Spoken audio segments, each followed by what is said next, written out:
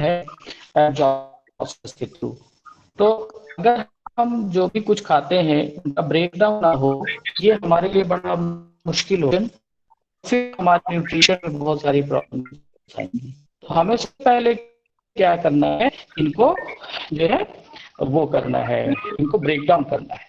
तो break down process की बोलेंगे जो है डाइजेशन करेंगे। मैं कुछ पीपीटी वगैरह मैं आपके कुछ स्क्रीन शेयर करूंगा और मैं चाहूंगा कि इसके स्क्रीनशॉट आप ले लें, जिससे टॉपिक को समझने में बहुत ही आसानी होगी।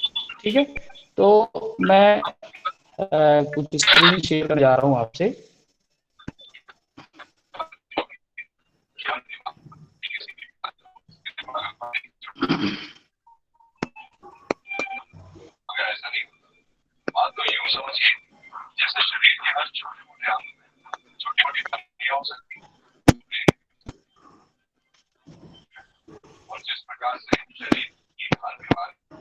आपको स्क्रीन दिखाई दे रही है? Yes sir. आपको स्क्रीन दिखाई दे रही है, ठीक है।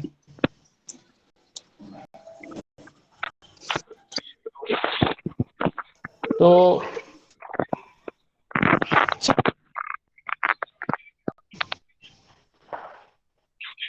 डाइजेशन का जो रोल है उसके बारे में पढ़ेंगे कि डाइजेशन हमारे लिए कैसे है।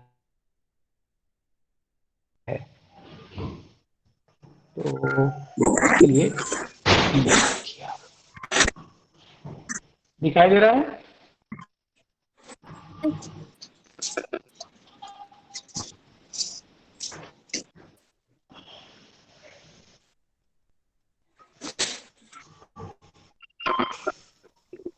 रुको भाई, इन सबको हम एडमिट कर लें।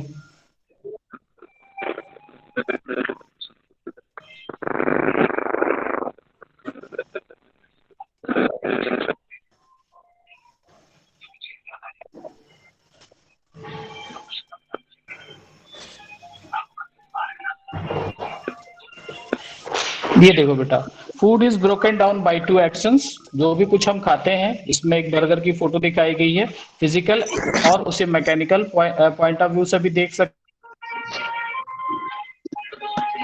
पॉइंट ऑफ व्यू से। फिजिकल और मैकेनिकल पॉइंट ऑफ व्यू में हम देखेंगे तो हमारे जो टीथ हैं, हमारा टंग है, वो उसको क्या करेगा, कट करेगा फिजिकल पार्ट्स को। मेजर जो बड़े कंपोनेंट है उनको हम छोटे छोटे पार्ट्स में ये तोड़ देगा। ये फिजिकल और मैकेनिकल प्रोसेस के थ्रू होता है डाइजेशन में।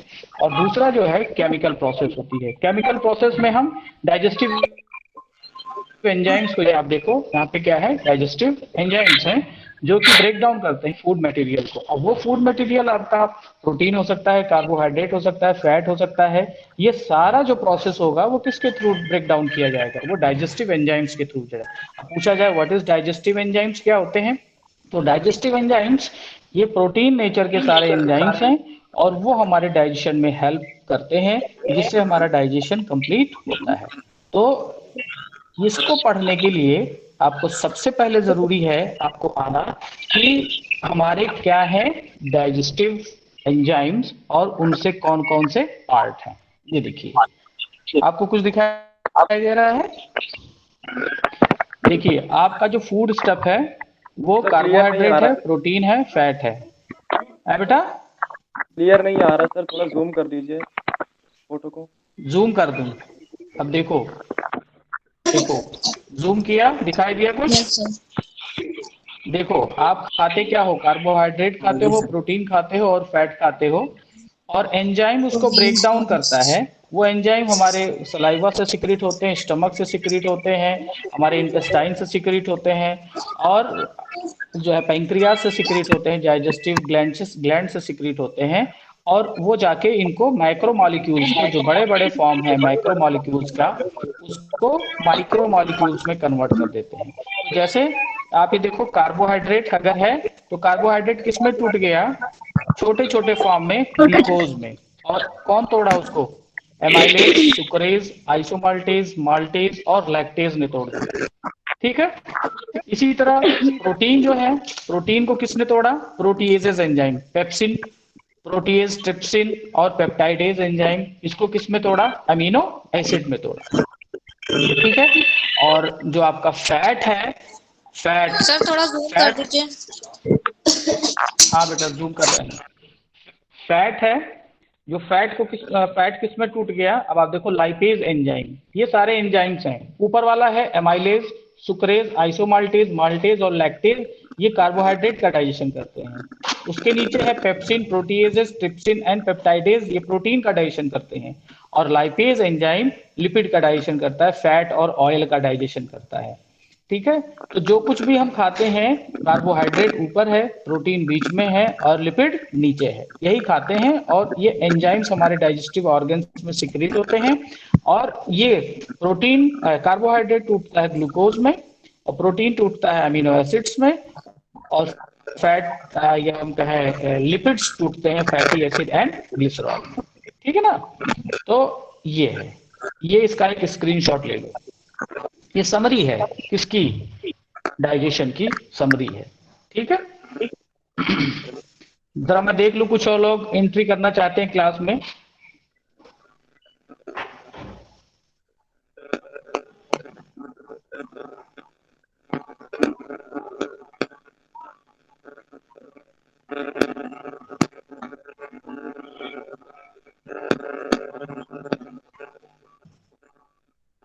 तो आगे बढ़े। Hello, yes sir. आगे बढ़े बेटा। Yes yes. अब हम आगे बढ़ते हैं। तो ये देखो, इंट्रोडक्शन है। दिखाई दे रहा है सबको। Yes sir. The digestive system is used for breaking down food into nutrients, which then pass into the circulatory system and are taken to where they are needed in the body. अब आप देख लो, जो कुछ भी हम खाते हैं उसका पहले ब्रेक डाउन होगा, उसको एब्जॉर्ब किया जाएगा और पूरे बॉडी में उसको भेजा जाएगा वाया सर्कुलेटरी सिस्टम। और जहां जिसका यूज होगा वहां पे फिर एसिमिलेशन हो जाएगा। ये हो गया इसका इंट्रोडक्शन। ठीक ठीक। अब हम थोड़ा आगे बढ़ते हैं।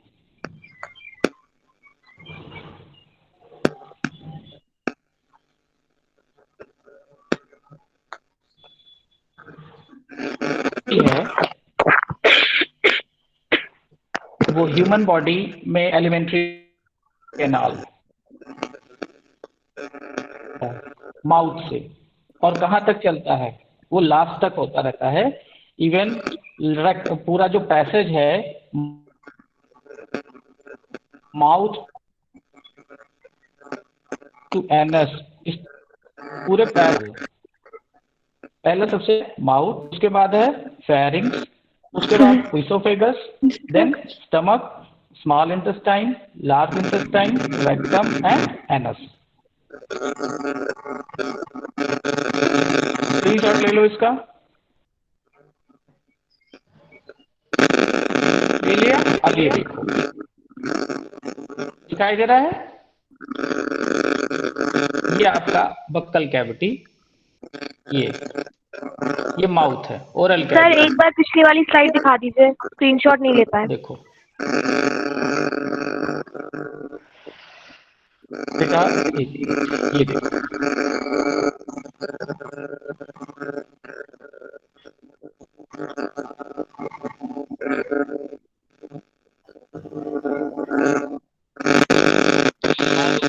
esophagus, stomach, small intestine, large intestine, rectum and anus। ठीक है। अब थोड़ा और डिटेल में देखते हैं इसको। ये पार्ट है, तुम ये देखो पहले, कुछ दिखाई दे रहा है आपको coloured photo? Yes sir. Yes sir. हाँ, यस सर। ये देखो, माउथ से शुरू हुआ ये, बक्कल कैविटी में क्या है, आपके लिप्स, मतलब शुरुआत होती है लिप से, अपर लिप, लोअर लिप, फिर उसके बाद में buccal cavity, roof of the cavity, floor of the cavity. Floor of the cavity में आपका टंग आएगा, बक्कल कैविटी में आपके टीथ आएंगे, गम्स आएंगे, अपर जा, लोअर जा। ठीक है, अपर जा, लोअर जा में टीथ होंगे, incisor, canine, molar and pre molar, पूरा 32 डेंटिशंस होते हैं। हेट्रोडोंट आपके टीथ होते हैं, और उसी बक्कल कैविटी में आपकी टंग होती है। टंग एक मस्कुलर ऑर्गन है जो कि फूड को सलाइवा के साथ मिक्स करने का काम करती है और फूड को अंदर की तरफ ढकेलती है, ठीक है। और इसी बक्कल कैविटी में आपकी ग्लैंड्स हैं जिसको हम सलाइवरी ग्लैंड्स बोलते हैं। यहाँ पे ग्लैंड्स हैं और 3 टाइप की ग्लैंड्स होती हैं। एक पैरोटिड ग्लैंड है जो कान के पास होती है, ये वाली, और एक है सब मैक्सिलरी ग्लैंड जो लोअर जॉ में होती है, और सब लिंगुअल ग्लैंड जो कि टंग के नीचे होती है। ये एक बक्कल कैविटी का जो इसमें ग्लैंड्स है, सलाइवरी ग्लैंड्स बक्कल कैविटी में आके खुलती हैं। उसके बाद आपका एक कॉमन पैसेज होता है जिसको बोलते हैं फेरिंग्स। क्या बोलते हैं? फेरिंग्स। फेरिंग्स एक कॉमन पैसेज है जहां से नाक से भी रास्ता आता है और माउथ से भी रास्ता आता है, और नीचे विंड पाइप भी आती है और नीचे फूड पाइप भी आती है। तो एक बहुत बड़ा बिजी चौराहा है जिसको बोलते हैं फेरिंग्स। फूड जब भी कुछ खाते हैं आप तो मैस्टिकेट होके वो कहाँ जाता है? वो उसके साथ सलाइवा मिला दिया जाता है। सलाइवा मिलाने के बाद वो कहाँ जाता है? फेरिंग्स में।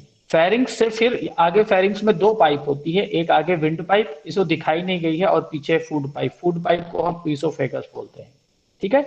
तो ये पार्ट है इसका। बक्कल कैविटी से फूड कहाँ गया? फेरिंग्स में। फेरिंग्स से फिर फूड कहाँ गया? ईसोफेगस में। वो बॉलस के फॉर्म में होता है, गोल गोल बॉलस बना दिया है। उसके बाद ईसोफेगस के बाद आया वो स्टमक में, मस्कुलर ऑर्गन है।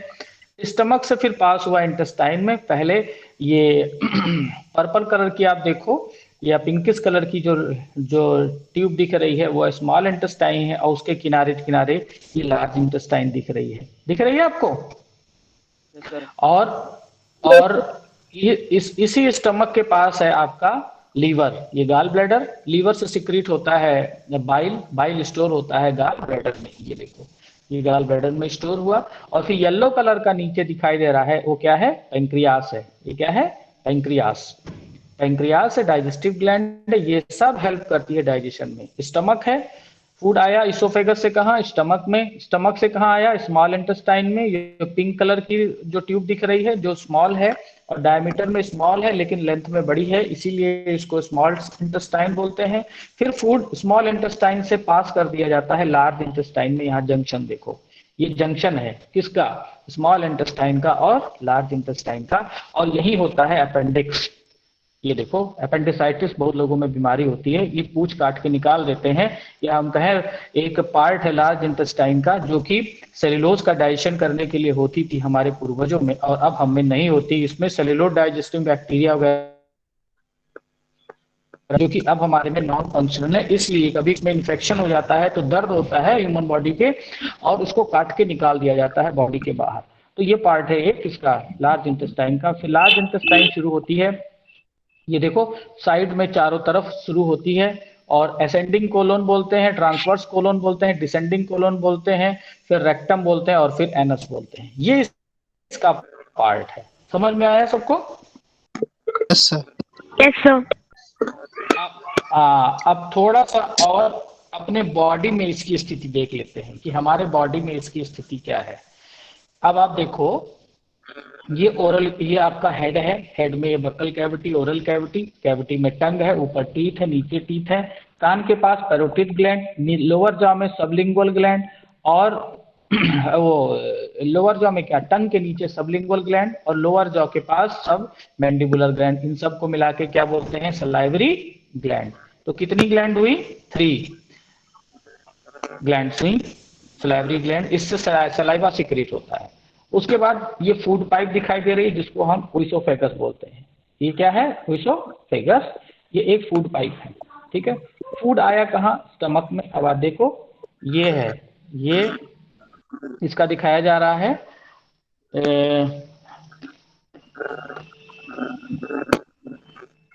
स्टमक।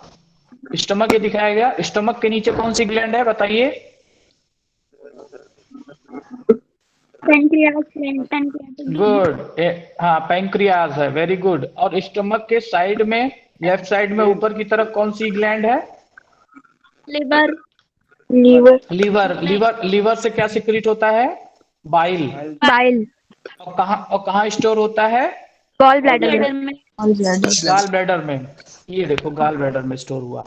और देखो यहाँ का जो पैसेज होता है ये भी बड़ा बिजी चौराहा है। कहने का मतलब पैंक्रियाज से भी जो सिक्रीशन आया और बाइल से जो सिक्रीशन आया वो सब छोटी आंत में आके मिलता है यहाँ पे। और छोटी आंत के 3 पार्ट्स होते हैं, सबसे ऊपर डियोडिनम, उसके बाद जेजुनम, उसके बाद एलियम। इसमें नहीं दिखाया गया है, आप इसमें देख लो, ये दिखाया गया। स्मॉल इंटेस्टाइन, स्मॉल इंटेस्टाइन के पार्ट, सबसे ऊपर वाली कौन सी है?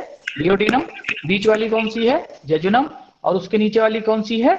इलियम। दिखाई दिया? मतलब ये लेंथ वाइज सबसे इंपॉर्टेंट जो हिस्सा है वो डियोडिनम है। डियोडिनम में ज्यादातर डाइजेशन और एब्जॉर्प्शन की प्रोसेस होती है। जेजुनम में भी कम अमाउंट में डाइजेशन और एब्जॉर्प्शन होता है। इलियम में एब्जॉर्प्शन होता है। और लार्ज जो इंटेस्टाइन है ये, और लार्ज इंटेस्टाइन के पार्ट्स आप देख लीजिए, ये एक चढ़ता हुआ, एक पड़ा हुआ, और एक गिरता हुआ, और एक सिग्मा शेप में कोलन है। इसीलिए इसका नाम दिखा दिया है transverse colon, descending colon, ascending colon और सीकम। सीकम में वही जो अपेंडिक का हिस्सा था जो निकला हुआ था, और उसके बाद सिग्मॉइड कोलन, फिर रेक्टम, और फिर एनल कैनाल। ये लास्ट का पोर्शन है। तो ये पूरा आपका सिस्टम है, डाइजेस्टिव सिस्टम, और एलिमेंट्री कैनाल के पार्ट्स हैं। ये हो गया, ठीक है? कंफर्म समझ में आ गया सबको? Yes sir. अब हम शुरू करते हैं ये सलाइवा, सलाइवरी ग्लैंड। देखिए सलाइवरी ग्लैंड 3 है। एक को कान के पास पैरोटिड ग्लैंड, मंडिबुलर ग्लैंड, सबमंडिबुलर, सबलिंगुअल। सबमंडिबुलर को सबमैक्सिलरिस भी बोलते हैं। और ये 3 है, 3 दिखाई दे रही हैं। और इनमें कभी इन्फेक्शन हो जाता है, पैरोटिड ग्लैंड में इन्फेक्शन हो जाता है, वायरल या बैक्टीरियल इन्फेक्शन, तो गलसुआ एक बीमारी होती है जिसको मम्स कहते हैं, वो हो जाता है।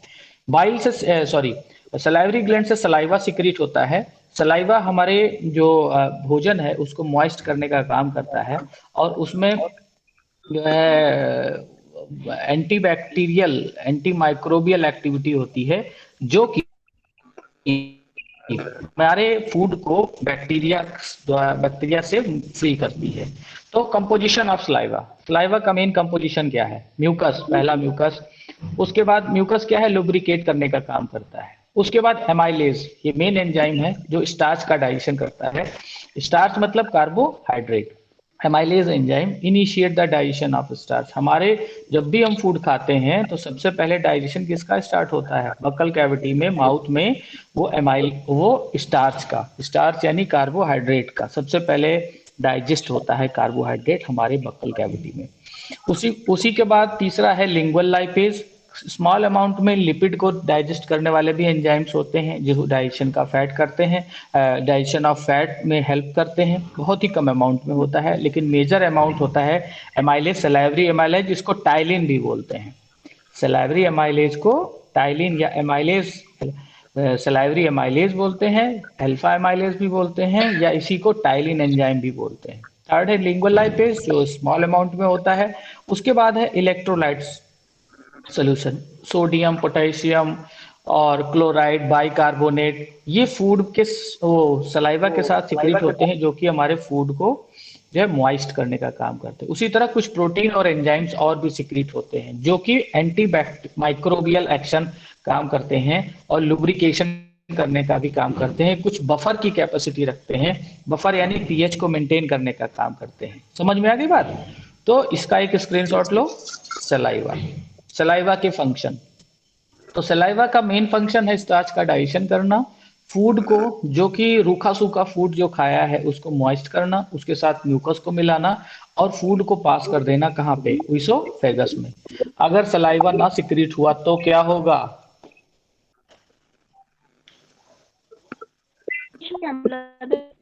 हाँ, फूड मॉइस्ट नहीं होगा, उसके सारे बैक्टीरिया नहीं मरेंगे और वो आसानी से पास नहीं होगा, और स्टार्च का डाइजेशन शुरुआत नहीं होगा, डाइजेशन स्टार्ट नहीं होगा। अब बात करते हैं स्टमक की। बात कहाँ आ गई? स्टमक की। फूड आया आपका जो है स्टमक में। ये देखिए फूड कहाँ आया आपका? स्टमक में। वो आया किसके थ्रू आया? ऊइसोफेगस के। ऊइसोफेगस में कोई डाइजेशन नहीं होता। जो आपकी फूड पाइप है, जो उसमें डाइजेशन नहीं होता, ये आपको दिखाई दे रही है, ये वाली पाइप जो कहाँ से शुरू है? शेयरिंग से लेके स्टमक तक जो है, ये लगभग 20 सेंटीमीटर लंबी ट्यूब होती है, 20-25 सेंटीमीटर लंबी ट्यूब है। इसमें कोई डाइजेशन नहीं होता, सिर्फ फूड को पास किया जाता है, आगे तक ये फूड आता है। और कहाँ आता है? स्टमक में। अब देखिए, स्टमक का जो हिस्सा है, स्टमक की पोजीशन कुछ इस तरह से है। अब आप देख लो, इसमें दिखाई दे रहा है बच्चों? Sir Yes, sir. देखो, ऊपर कौन सी पाइप है? ऊइसोफेगस। ऊइसोफेगस किससे जुड़ गया है? स्टमक से। और देखो, स्टमक से क्या निकला है? डियोडिनम, जो सी शेप में है, घोड़े के नाल के जैसे एक ट्यूब है। और इसी सी शेप वाले स्ट्रक्चर में लीवर से सिक्रीशन जो बाइल में इकट्ठा हुआ है, बाइल से, बाइल गाल ब्लैडर में इकट्ठा हुआ है, उससे फिर आया कहाँ पे? पैंक्रियास में। और पैंक्रियास से भी सिक्रीशन आया, वो कहाँ मिल गया? डियोडिनम में। देखो कितना इंपॉर्टेंट पैसेज है ये, दिखाई दे रहा है? Yes sir. इस स्टमक से तो फूड आया ही आया, उसके बाद वो फूड डियोडिनम में रहा, डियोडिनम में मिलाया दिया गया किसके साथ? पैंक्रियाटिक जूसेस मिल गए और बाइल जूस मिल गए। अभी स्टमक में गैस्ट्रिक जूस मिलेंगे। पहले गैस्ट्रिक जूस आएंगे, HCl, पेप्सिन, ये सब यहाँ से सिक्रीट होगा। और उसके बाद उसका pH कम कर दिया जाएगा, 2 pH हो जाएगा स्टमक में। और जिसपे सारे बैक्टीरिया और ये प्रोटीन वगैरह जितने भी हैं वो डाइजेस्ट होने के कगार पे होंगे। और वो फिर ट्रांसफर कर दिया जाएगा किसमें? डियोडिनम में। क्योंकि यहाँ पे बाइल भी मिलता है, बाइकार्बोनेट भी मिलता है, तो यहाँ का पीएच बढ़ जाता है। यहाँ बेसिक पीएच हो जाता है, एल्कलाइन हो जाता है। और स्टमक में पीएच कैसा रहता है? एसिडिक रहता है, due to the presence of HCl। अब हम बात करते हैं स्टमक की ग्लैंड्स के बारे में। तो ये देखो, ये है स्टमक। स्टमक की जो वॉल होती है, उस वॉल में बहुत ढेर सारी ग्लैंड्स होती हैं। और जो म्यूकस सेल्स भी हैं, गैस्ट्रिक ग्लैंड्स भी हैं, पेराइटल सेल्स भी हैं, वो सब सिक्रीट करती हैं। कुछ म्यूकस सिक्रीट करती हैं, कुछ एंजाइम सिक्रीट करती हैं, और कुछ HCl का सिक्रीशन करती हैं। देखो, हेलो,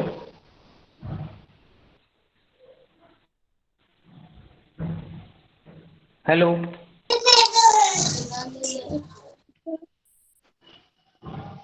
आवाज मेरी पहुंच रही है? जी सर वो लैग पहुंच। आ रहा था थोड़ा। ये देखो बेटा, ये स्टमक है। स्टमक के पार्ट्स देख लो। ये देखो, कार्डियक पार्ट है, यहाँ पे स्फिंक्टर है, जिसको ईसोफेगस से जो स्फिंक्टर आए, कार्डियक स्फिंक्टर।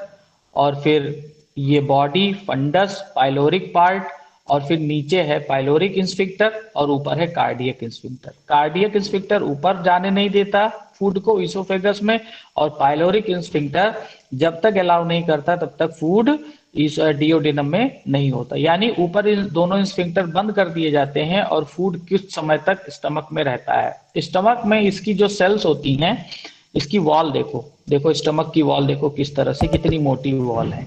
इसमें एपिथेलियम होता है, और इसमें देखो आप किस तरह से सेल्स अरेंज की गई हैं। इसमें कौन कौन सी सेल्स हैं? ये देखो, कुछ येलो कलर की दिख रही हैं और कुछ पिंक कलर की दिख रही हैं सेल्स आपको। और ये सिक्रीशन करती हैं किसका? पेप्सिन एंजाइम का। लेकिन पेप्सिन एक्टिव नहीं होता, वो किसके फॉर्म में रहता है? पेप्सिनोजेन के फॉर्म में। ये जो पहली वाली सेल्स हैं, ये पेप्सिनोजेन और HCl का सिक्रीशन करती हैं। दूसरी, ये पहली जो है वो चीफ सेल्स हैं। चीफ सेल्स यहाँ पे देखो, चीफ सेल्स सिक्रीट किसका, सिक्रीशन किसको करती हैं? पेप्सिनोजेन को। और दूसरी सेल्स हैं पेराइटल सेल्स, जो कि सिक्रीशन किसका करती हैं? HCl का। तो चीफ सेल्स और पेराइटल सेल्स दो होती हैं, जो कि एक एंजाइम को सिक्रेट करती हैं और दूसरा HCl को सिक्रेट करती हैं। और ये HCl कैसे सिक्रेट होगा? हाइड्रोजन और क्लोराइड के साथ मिक्स होके होगा, जो कि सीधे सीधे स्टमक में सिक्रेट कर दिया जाता है। अब स्टमक में सिक्रेट हो गया HCl कब? जब फूड आया तब। ऑलवेज HCl सिक्रेट नहीं होता है। HCl को सिक्रेट करने के लिए पहले हमारे स्टमक में फूड का होना जरूरी है। वो मैसेज जाता है ब्रेन को, और ब्रेन से शुरू होती है पेरिस्टालसिस, और पेरिस्टालसिस पेरिस्टालसिस तो शुरू हो जाती है आपकी ईसोफेगस से ही, लेकिन वो वेव्स जब आती हैं स्टमक में तो स्टिमुलेट करती हैं फूड के साथ सिक्रीशन किसका होता है? HCl का। HCl और उसके साथ पेप्सिनोजन का सिक्रेट। तो पहले HCl सिक्रेट होगा, फिर पेप्सिनोजन सिक्रेट होंगे, फिर पेप्सिनोजन पेप्सिन में कन्वर्ट हो जाएगा in the presence of HCl। ये देखो, पेप्सिनोजन कन्वर्ट हो जाता है पेप्सिन। पेप्सिन क्या है? एक प्रोटीन डाइजेस्टिव एंजाइम है, और HCl की प्रेजेंस में ये कन्वर्ट हो जा रहा है। ये फंक्शन हुआ किसका? जो है स्टमक में, स्टमक की वॉल का। तो यानी देखा जाए तो मेन जो डाइजेशन हो रहा है स्टमक में, वो किसका किसका हो रहा है? मेनली प्रोटीन का डाइजेशन हो रहा है, क्योंकि यहाँ प्रोटीन के अलावा और कोई डाइजेस्टिव एंजाइम्स नहीं होते हैं। Digestion in stomach, when food enters the stomach it stimulate the secretion of hydrochloric acid that is HCl from the stomach wall. HCl increases the acidity of the stomach to about pH 2, the optimum pH for stomach enzyme। यानी यहाँ पे जितने भी bacteria, virus या है fungus वगैरह है, जो कुछ भी है, वो माइक्रोब्स हैं, वो HCl की प्रेजेंस में मार दिए जाते हैं। और चूंकि इसमें गैस्ट्रिक ग्लैंड्स भी होती हैं, और इसमें चीफ सेल्स होती हैं जो सिक्रीशन करती हैं एंजाइम्स का और पेप्सिन का, और जिसकी वजह से प्रोटीन का डाइजेशन यहाँ होता है। तो ये पार्ट हो गया, ठीक है, प्रोटीन को डाइजेस्ट करने के लिए स्टमक में। अब फूड कहाँ जाएगा? ट्रांसफर कर दिया जाएगा डिओडिनम में। फूड स्टमक में था, स्टमक के बाद कहाँ चला आया? आपके इस हिस्से में चला आया, दैट इज डिओडिनम हिस्से में आया। क्योंकि यहाँ पीएच स्टमक में पीएच एसिडिक था, अब पीएच यहाँ पे आ जाएगा एल्कलाइन पीएच हो जाएगा। अब इसको यहाँ पे काइम बोलते हैं, काइम। फूड को काइम बोलेंगे। अब यहाँ देखो, यहाँ पे इसका सिक्रीशन, पैंक्रियाज की ग्लैंड्स के बारे में थोड़ा बता दें कि कौन कौन सी ग्लैंड्स हैं, कौन कौन से पार्ट्स हैं पैंक्रियाज के, जो कि देखिए पैंक्रियाटिक एंजाइम। पैंक्रियाज से जो एंजाइम सिक्रीट होते हैं वह लाइपेज है, एमाइलेज है और प्रोटीएज है। प्रोटीएज प्रोटीन का डाइजेशन करेगा, एमाइलेज जो है कार्बोहाइड्रेट का डाइजेशन करेगा, और लाइपेज लिपिड का डाइजेशन करेगा, ठीक है। और ये है, और इसका डिटेल में स्ट्रक्चर देख लो। आपने पढ़ा है कि पैंक्रियाज जो होता है वो डुअल ग्लैंड है। पहला कौन सा है? एंडोक्राइन ग्लैंड है, और दूसरा क्या है? एक्सोक्राइन ग्लैंड है। Endocrine gland islets of Langerhans cells होती हैं, जो कि हार्मोन को सिक्रेट करती हैं, जिसमें इंसुलिन और ग्लूकेगॉन्स होते हैं। Hello sir. Yes sir. हैं सब लोग क्लास में? Yes sir. क्लास अच्छी चल रही है कि नहीं? हाँ ठीक है बेटा, अगर कोई दिक्कत होगी तो तुम बोलना, उसको वहां पे रोकना, बताना, क्योंकि मैं थोड़ा स्पीड में हो सकता है चल रहा हूँ, तो हो सकता है कहीं ना समझ में आए तो वहां रोक लेना, ठीक है? Okay sir. Okay sir. हाँ हाँ, तो हम आगे बढ़ते हैं। ये है पैंक्रियास। पैंक्रियास को डुअल ग्लैंड बोलते हैं। एक एंडोक्राइन पार्ट होता है उसका, और एक एक्सोक्राइन पार्ट होता है। अब आप देखो यहाँ पे जो आइसोलेट्स दिख रहे हैं, गोल गोल दिख रहे हैं, उसको आइसोलेट्स ऑफ लैंगरहैंस बोलते हैं। लैंगरहैंस ने इसको खोजा था, और इससे सिक्रीट होता है ग्लूकेगॉन और इंसुलिन टाइप के एंजाइम सिक्रीट होते हैं, जो कि कार्बोहाइड्रेट के मेटाबॉलिज्म के लिए आवश्यक है, और जिनकी कमी से हमें बीमारियां हो जाती हैं। उनमें से एक बीमारी है डायबिटीज, डायबिटीज मेलिटस। तो ये पार्ट किसका है, हार्मोन सिक्रीट होता है लैंगरहैंस सेल से, एंडोक्राइन नेचर है इसका। दूसरा है एक्सोक्राइन नेचर, जो कि एंजाइम सिक्रीट करते हैं, एसिनर सेल्स होती हैं जो सिक्रीट करती हैं digestive enzyme into pancreatic duct. Pancreatic duct बीच में है, ये जो बीच में डक्ट दिखाई दे रही है ये पैंक्रियाटिक डक्ट है, और ये पैंक्रियाटिक डक्ट आके खुलती है कहाँ, डियोडिनम में। लेकिन ऊपर से बाइल डक्ट भी आ रही है, देखो ग्रीन कलर की बाइल डक्ट आ रही है और यहाँ पैंक्रियाटिक डक्ट भी आ रही है, दोनों का सिक्रीशन खुल रहा है कहाँ, डियोडिनम में। समझ में आ रही है बात? तो अब देखने वाली बात है कि जो एक्सोक्राइन पार्ट है इसका, एक्सोक्राइन पार्ट में कौन कौन से एंजाइम सिक्रीट होते हैं। अब आप ये देख लो, फंक्शन ऑफ पैंक्रियाटिक जूस, जो पैंक्रियाटिक जूस सिक्रीट हो रहा है स्टार्च जो है हमारे खाने के साथ, उसमें पैंक्रियाटिक एमाइलेज मिलाया जाता है pH7 पे और उसको तोड़ देता है माल्टोज और माल्टोट्रायोज में। ठीक है, ठीक है। जो हम फैट खाते हैं, ट्राइग्लिसराइड खाते हैं, वह टूट जाता है लिपिड लाइपेज के एंजाइम लाइपेज की प्रेजेंस में pH8 पे, और मोनोग्लिसराइड फैटी एसिड में टूट जाता है। ठीक है, उसी तरह ट्रिप्सिनोजेन, ट्रिप्सिनोजेन जो एंजाइम है वो एंटेरोकाइनेज की प्रेजेंस में, एंटेरोकाइनेज एक हार्मोन होता है जो कि डियोडिनम की वॉल से सिक्रीट होता है, वो एंटेरोकाइनेज एंजाइम जब भी फूड आएगा डियोडिनम में, एंटेरोकाइनेज सिक्रीट हुआ और ट्रिप्सिनोजेन जो कि पैंक्रियास से सिक्रीट हो रहा है कन्वर्ट हो जाता है ट्रिप्सिन में। और ये ट्रिप्सिन जो सेकंड एंजाइम है काइमोट्रिप्सिनोजेन, पहला एंजाइम है ट्रिप्सिनोजेन, दूसरा एंजाइम है काइमोट्रिप्सिनोजेन और तीसरा एंजाइम है कार्बोक्सीपेप्टाइडेज। तो ट्रिप्सिनोजेन कन्वर्ट हुआ ट्रिप्सिन में in the presence of enterokinase, दूसरा है काइमोट्रिप्सिनोजेन एक्टिव हुआ काइमोट्रिप्सिन में in the presence of trypsin, in the presence of trypsin.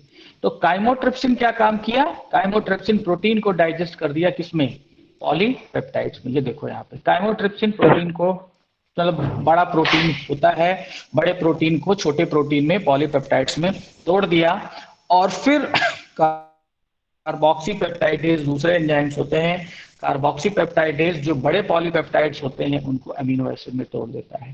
कहने का मतलब प्रोटीन टूटा, बड़ा प्रोटीन टूटा छोटे प्रोटीन में, छोटा प्रोटीन टूटा सबसे छोटे प्रोटीन में, दैट इज अमीनो एसिड्स में टूट गया।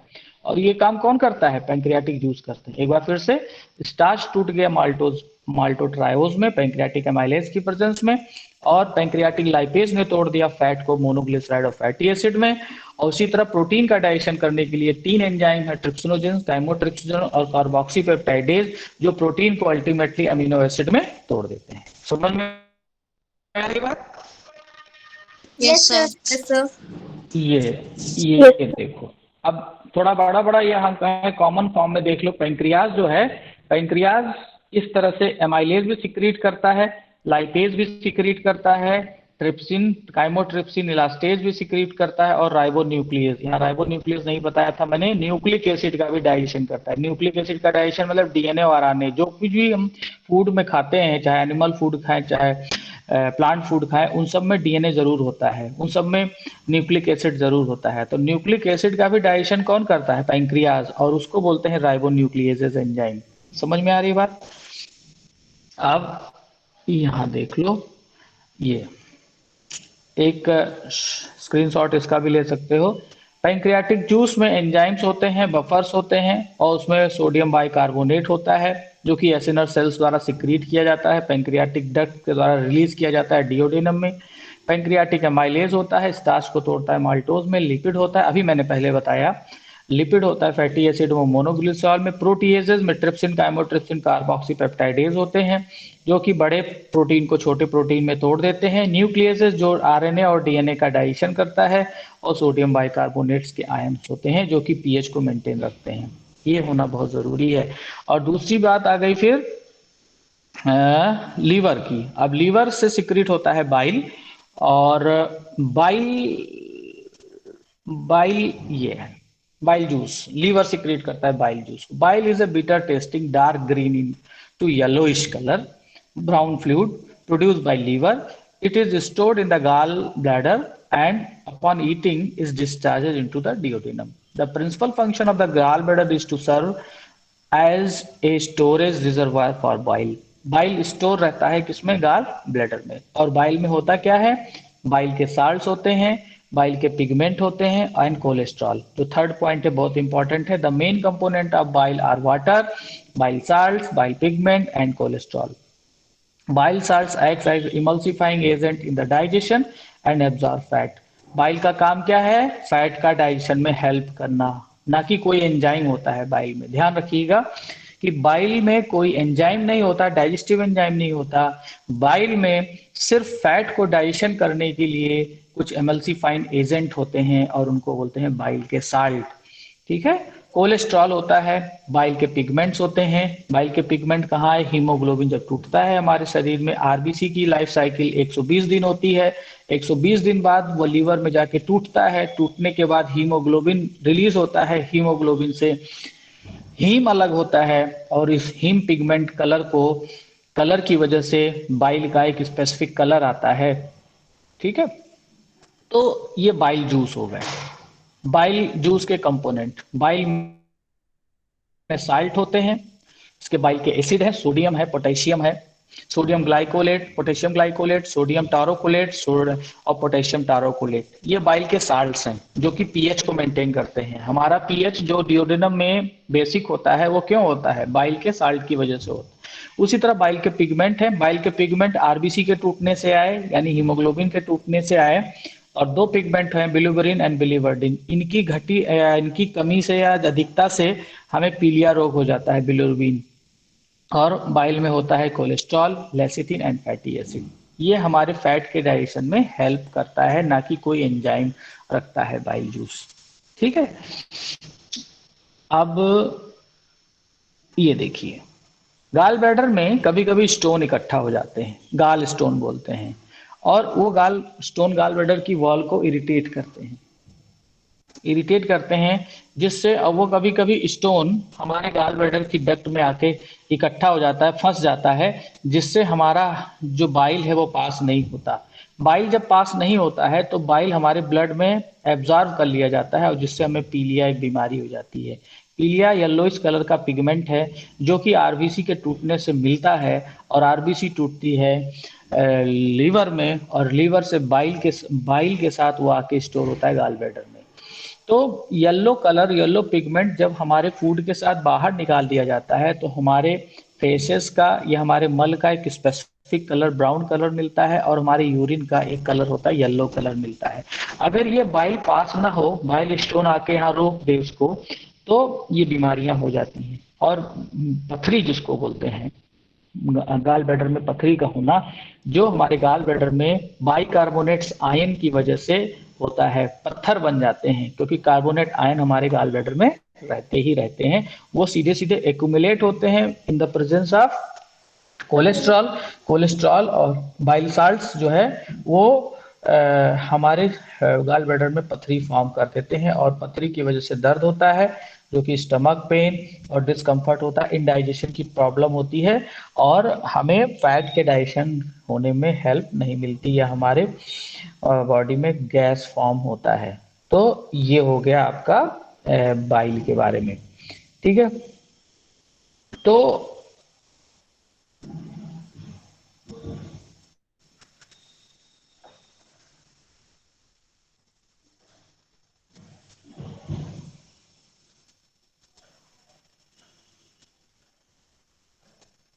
बाइल जूस, इमल्सिफिकेशन, एक चीज। अब ये देखो, ये फिगर बहुत इंपॉर्टेंट है बेटा। टाइम ओवर हो गया है। Hello, yes sir. Yes, time sir. Over हो गया। तुम लोगों की कहीं और भी क्लास है? Yes sir. Yes, sir. क्या बजे से? सर 12:50। अभी सर 12:15 पे। अभी 12:15 पे है, तो मेरे ख्याल से मुझे छोड़ देना चाहिए। Yes, sir. और एक बार मैं फिर से लाइव होता हूँ तुम लोगों के सामने।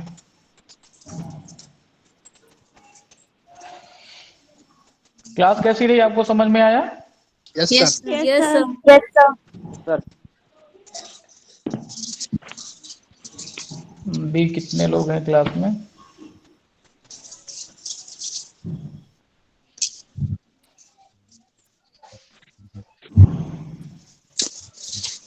तो ठीक है बेटा, नेक्स्ट क्लास लो, फिर नेक्स्ट टर्न पे आगे की ओर पढ़ेंगे। आपकी जो भी क्वेरीज होंगी आप मुझे पर्सनल मैसेज कर सकते हो, मैं क्वेरीज देख लूंगा, और क्लास में भी पूछ सकते हो रेज करके हैंड।